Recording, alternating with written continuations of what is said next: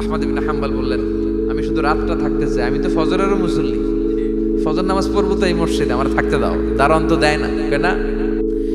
উনি সফরে বেরিয়েছেন হাদিস কালেকশনের জন্য, প্রচন্ড শীতের রাত। উনি মাগরিবের নামাজ, এশারের নামাজ পড়ে একটা মসজিদে শুয়ে পড়লেন, আর শুয়ে শুয়ে হাদিস পড়তেছেন। কি পড়তেছেন? কথা বলেন। আর মনে মনে ভাবলেন, রাতটা মসজিদে কাটায় দিই, ফজরের নামাজ পড়ে আবার বেরোবো। কিন্তু দারোয়ান এসে বলে, মসজিদে থাকতে পারবেন না, ওঠেন। দারোয়ান আছে না, কথা কন। আহমদ ইবনে হাম্বল বললেন, আমি শুধু রাতটা থাকতে চাই, আমি তো ফজরেরও মুসল্লি, ফজর নামাজ পড়বো তো এই মসজিদে, আমার থাকতে দাও। দারোয়ান তো দেয় না, কেনা। মসজিদে থাকার জায়গা না, যান মিয়া। উনি যে আহমদ ইবনে হাম্বল এটা চিনে নাই, থাকতে দেয় না। কি করবে এখন? উনি কাঁথা গুছিয়ে হাদিসের কিতাব নিয়ে, কাঁধের মধ্যে ব্যাগ নিয়ে মসজিদ থেকে বেরোয় গেলেন। কি আর করবেন, প্রচন্ড শীত, আর কাঁপতেছেন বুড়ো মানুষ।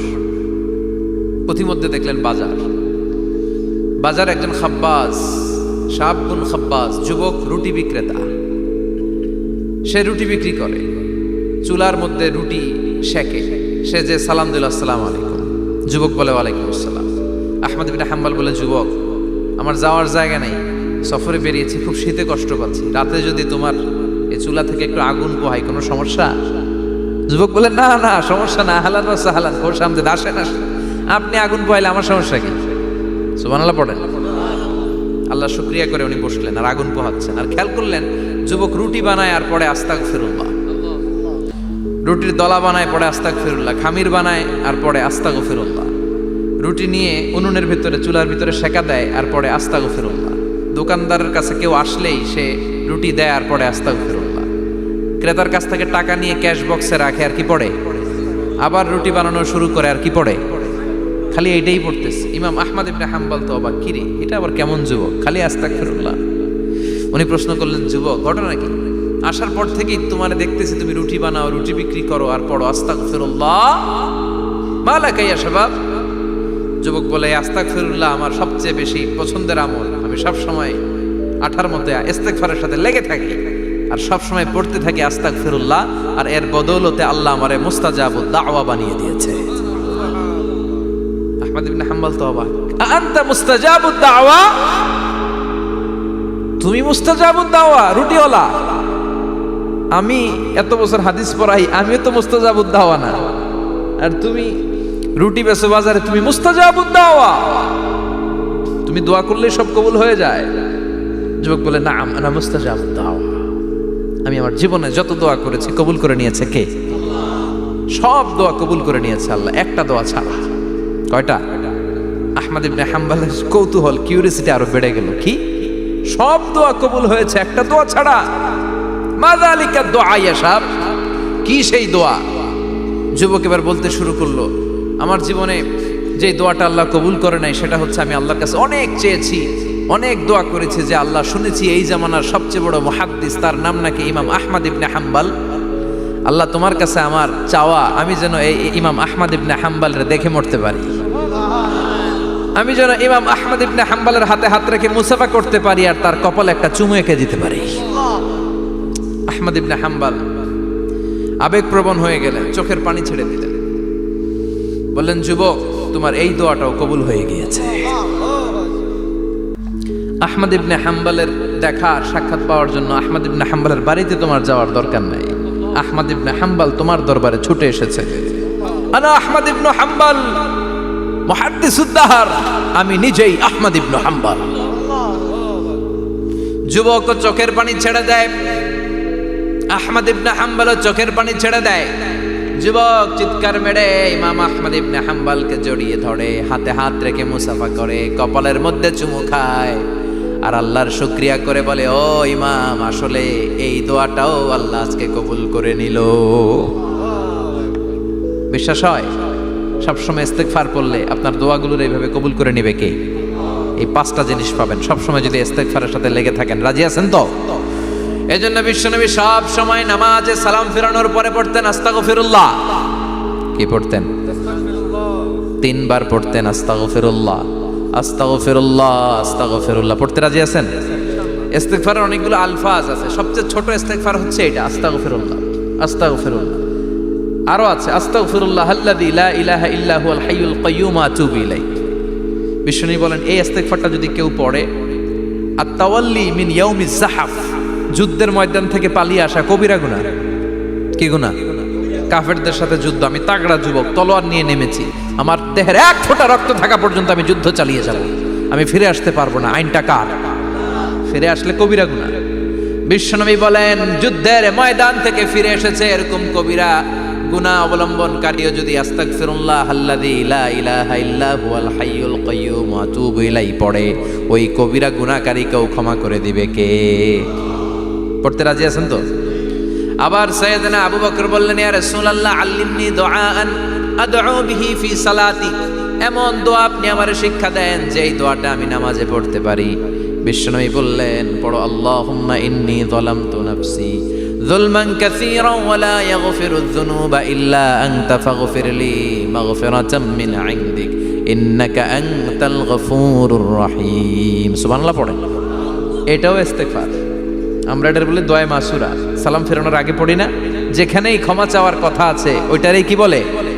ইস্তেগফার। আল্লাহুম্মা ইন্নী যালামতু নাফসি, আল্লাহ জুলুম করেছি, যুলমান কাসীরা, অনেক জুলুম, ওয়ালা ইয়াগফিরুয যুনুবা ইল্লা আনতা, তুমি ছাড়া এই গুনাহ ক্ষমা করার তো কেউ নাই, ফাগফিরলি মাগফিরাতাম মিন ইনদিক, তোমার দয়ায় আমারে ক্ষমা করে দাও, ইন্নাকা আনতাল গফুরুর রহিম, তুমি হলা ক্ষমাশীল। ঠিক কি না?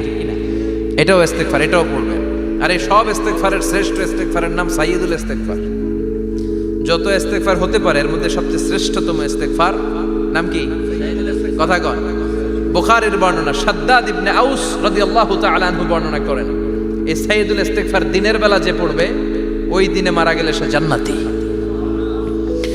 এই সাইয়্যিদুল ইস্তেগফার রাতের বেলা যে পড়বে ওই রাতে যদি ইন্তেকাল হয় ওই লোকটা জান্নাতি। মুখস্থ আছে না? কার কার মুখস্থ হাত তুলেন? মাশাআল্লাহ, তাবারাকাল্লাহ, মাশাআল্লাহ, মাশাআল্লাহ। আর যাদের নাই তাদের হোমওয়ার্ক, তাদের আল্লাহুম্মা আনতা রাব্বি লা ইলাহা ইল্লা আনতা খালাকতানি ওয়া আনা আবদুক ওয়া আনা আলা আহদিকা ওয়া ওয়া'দিকা মাস্তাতা'তু আউযু বিকা মিন শাররি মা সানা'তু আবুউ লাকা বিনি'মাতিকা আলাইয়া ওয়া আবুউ লাকা বিযামবি ফাগফিরলি ফাইন্নাহু লা ইয়াগফিরুয যুনুবা ইল্লা আনতা। সুবহানাল্লাহ পড়েন। আজকে রাতে পড়ছেন, মারা গেলে জান্নাতি। চিল্লায় পড়েন না আল্লাহু আকবার। এজন্য বিশ্বনবী বলেন আমার আগের গুনাহ মাফ, পরের গুনাহ মাফ, তারপরেও প্রতিদিন আমি 70 বার তওবা ইস্তেগফার পড়ি। আজকে থেকে পড়তে রাজি আছেন তো? বেশি বেশি ইস্তেগফার পড়া যাবে না? একটু প্রাণ খুলে দিল খুলে আওয়াজ করে পড়েন তো আস্তাগফিরুল্লাহ।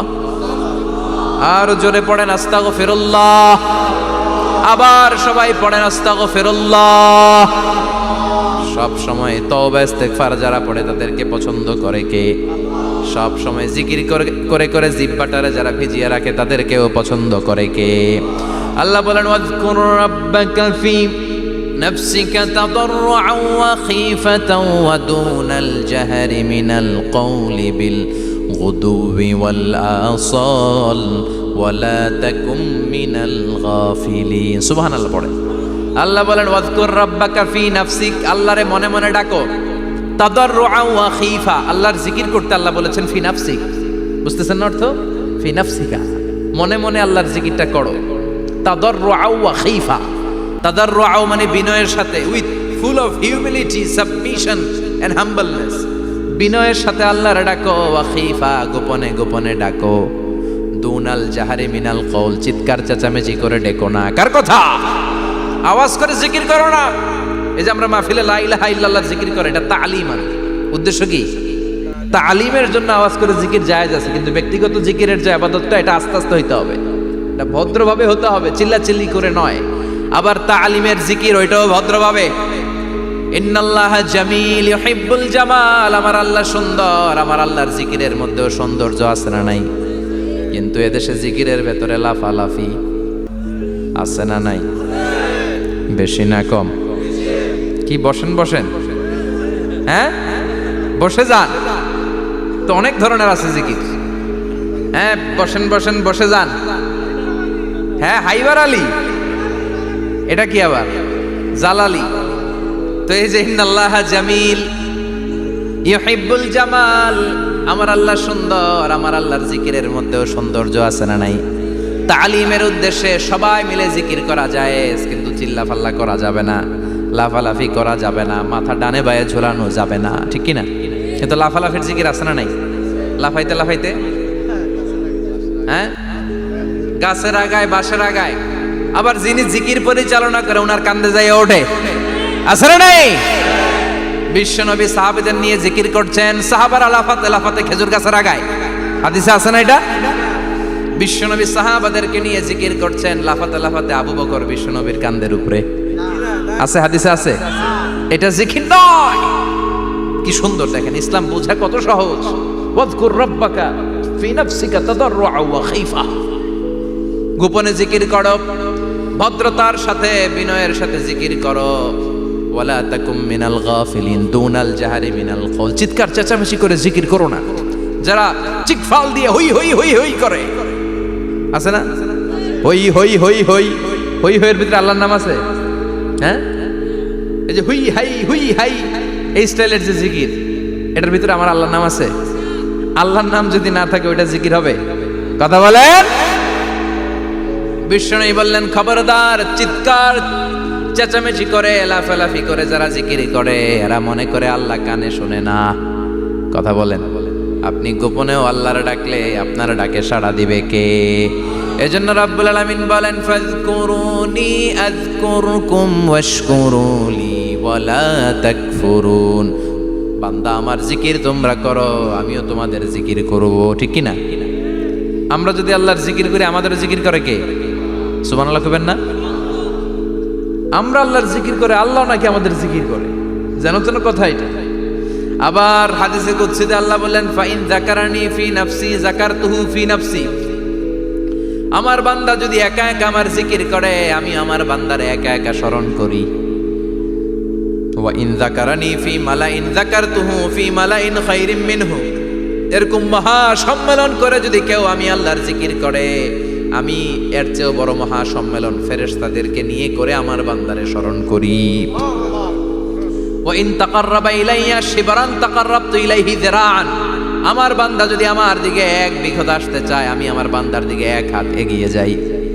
আমার বান্দা যদি আমার দিকে এক হাত আসতে চায়, আমি আমার বান্দার দিকে দুই হাত যাই। ওয়া ইন আতানি ইয়ামশি আতাইতুহু হারওয়ালা। আমার বান্দা যদি আমার দিকে হেঁটে হেঁটে আসতে চায়, আমি আমার বান্দার দিকে দৌড়ে দৌড়ে যাই। সুবহানাল্লাহ পড়েন।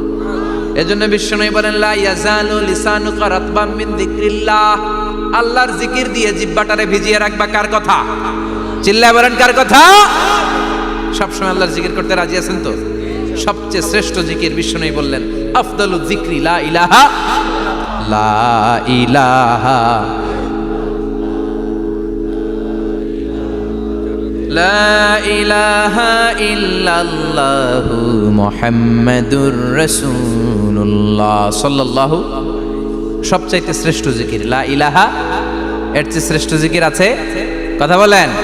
বিশ্বনবী বললেন, মান ক্বালা লা ইলাহা ইল্লাল্লাহ সিদকান মিন কলবিহি, একনিষ্ঠতার সাথে অন্তর থেকে কেউ যদি জীবনে একবার বলে লা ইলাহা ইল্লাল্লাহ, দাখালাল জান্নাহ।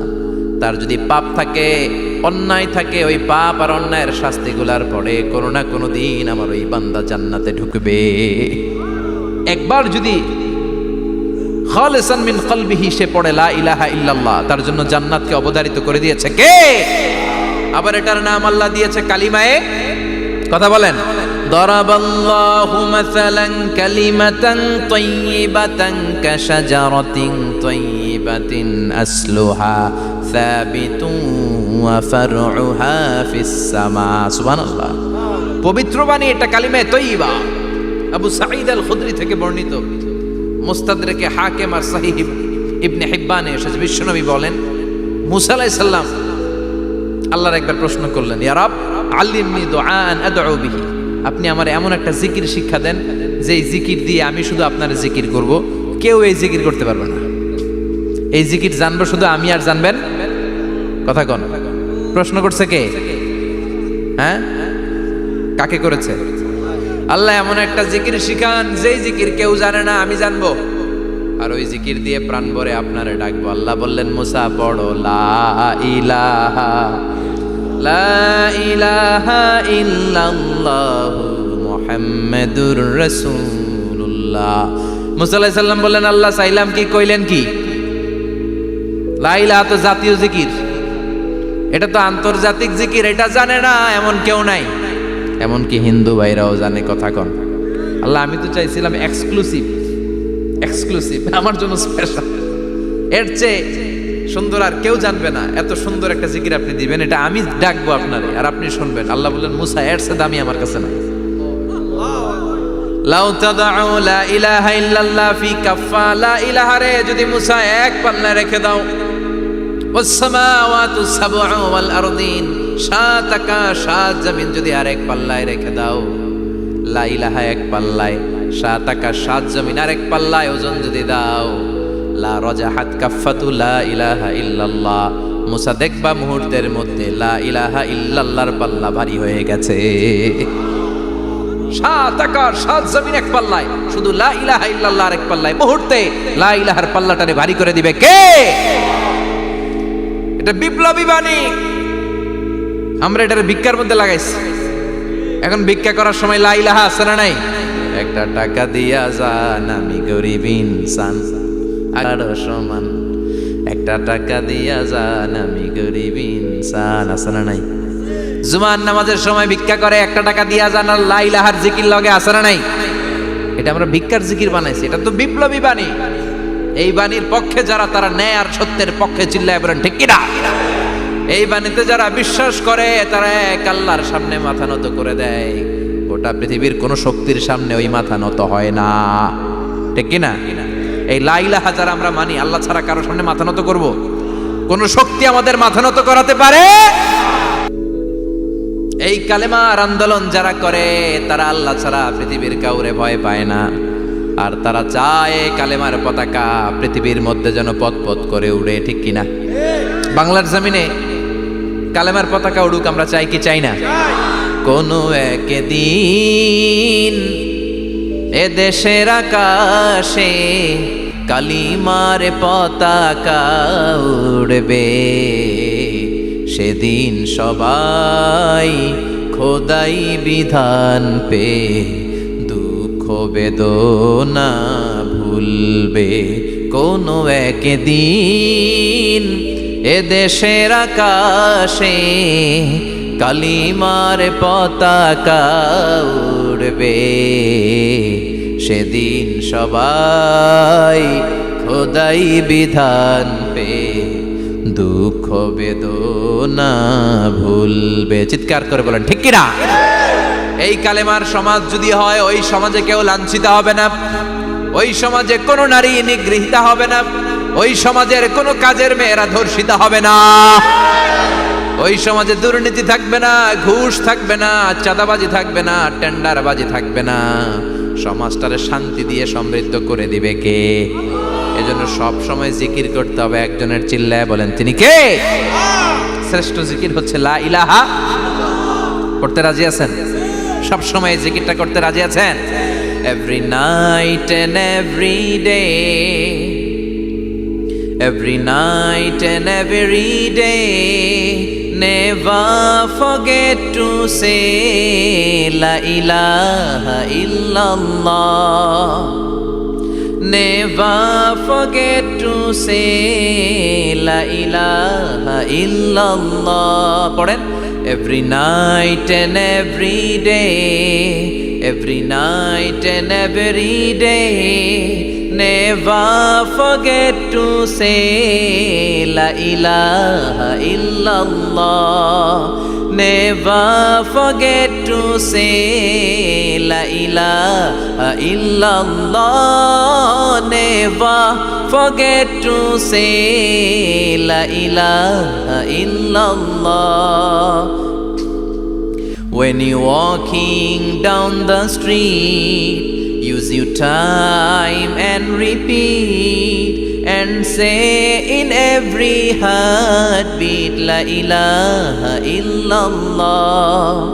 When you're walking down the street, Use your time and repeat and say in every heartbeat La ilaha illallah. Every night and every day, every night and every day, never forget to say La ilaha illallah. চিল্লায় বলেন ঠিক কি না? দিনে রাতে যে কোনো মুহূর্তে আমাদের জিহ্বার মধ্যে থাকবে কি? কথা বলেন, জিহ্বায় থাকবে কি?